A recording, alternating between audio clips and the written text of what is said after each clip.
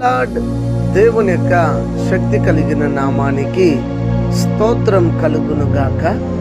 ఈరోజు దేవుని యొక్క వాగ్దానము కీర్తనల గ్రంథము 18వ సంకీర్తన 29వ చరణము.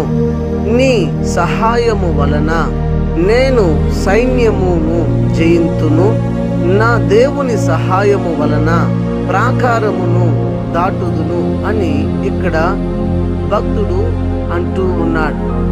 నిజమే కదా, దేవుని యొక్క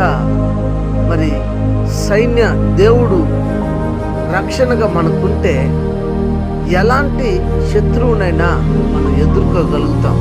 చూడండి, దావీదు బలము లేనప్పటికీ గోలియాతుని ఎలా చంపగలిగాడు?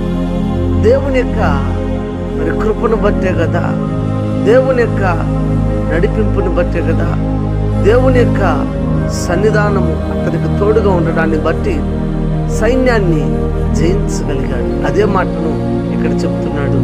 నేను సైన్యాన్ని తప్పక నేను జయిస్తాను, ఎందుకంటే నీవు నాతో ఉన్నావు. అంత మాత్రమే కాదు, నేను ప్రాకారములను కూడా నేను దాటగలుగుతాను, కారణం నువ్వు నాకు తోడుగా ఉన్నావు. వీళ్ళరా, ఒక భక్తుడు గొర్రెలు మేపుకుంటున్న దావీదు దేవుడి మీద అంత నమ్మకం ఉంచినప్పుడు, కాస్తో కూస్తో చదువుకున్న నీవు, ఆ కాలంలో బైబిల్ గ్రంథం లేదు, అయినా వారు దేవుని యందు భక్తి శ్రద్ధలు ఉంచాలి. ప్రతి దినము బైబిల్ని చదువుతున్న నీవు, ప్రతి వారము మందిరానికి వెళుతున్న నీవు, ప్రతి దినము యూట్యూబ్లోను సామాజిక మాధ్యమాలలో దేవుని వర్తమానాన్ని వింటున్నటువంటి నీవు, దావీదుకున్నటువంటి నమ్మకం, విశ్వాసం, నిరీక్షణ నీకున్నదా? ఒకసారి ఆలోచన చేసి నువ్వు ఇప్పుడు ఉన్నటువంటి బాధను చూసి భయపడిపోతున్నావే, అధైర్యపోతున్నావే, భయపడకు, అధైర్యపడద్దు. దావీదు ఎలాగైతే దేవుని యొక్క కృపను బట్టి సమస్తాన్ని సైన్యాన్ని జయించాడు, ప్రాకారములను దాటాడు, ఆ ప్రకారముగా దేవుడు నీతో ఉన్నాడు. నీ ఎదురుగా ఉన్నటువంటి సమస్య అది ఏదైనా కావచ్చు, ఆర్థిక ఇబ్బంది కావచ్చు, అనారోగ్య సమస్య కావచ్చు, మరి శత్రువుల యొక్క పోరాటం కావచ్చు, ఏదైనా కావచ్చు, వాటినన్నిటిని దేవుడు తప్పించుటకు సమర్థుడు గనుక దేవుడు నాతో ఉన్నాడని ధైర్యంతో ఈ దినాన్ని ప్రారంభిద్దామా, ప్రార్థన చేద్దామా, దేవునికి థ్యాంక్స్ చెప్దామా. దేవా, నువ్వు నాతో ఉన్నావన్న విషయాన్ని నువ్వు నాకు తెలియజేశావు.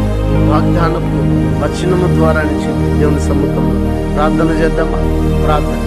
కనికర స్వరూపుడా, ఏ ఘనమగు నామమునకే స్తోత్రాలు అర్పించి ప్రార్థన చేయొచ్చు.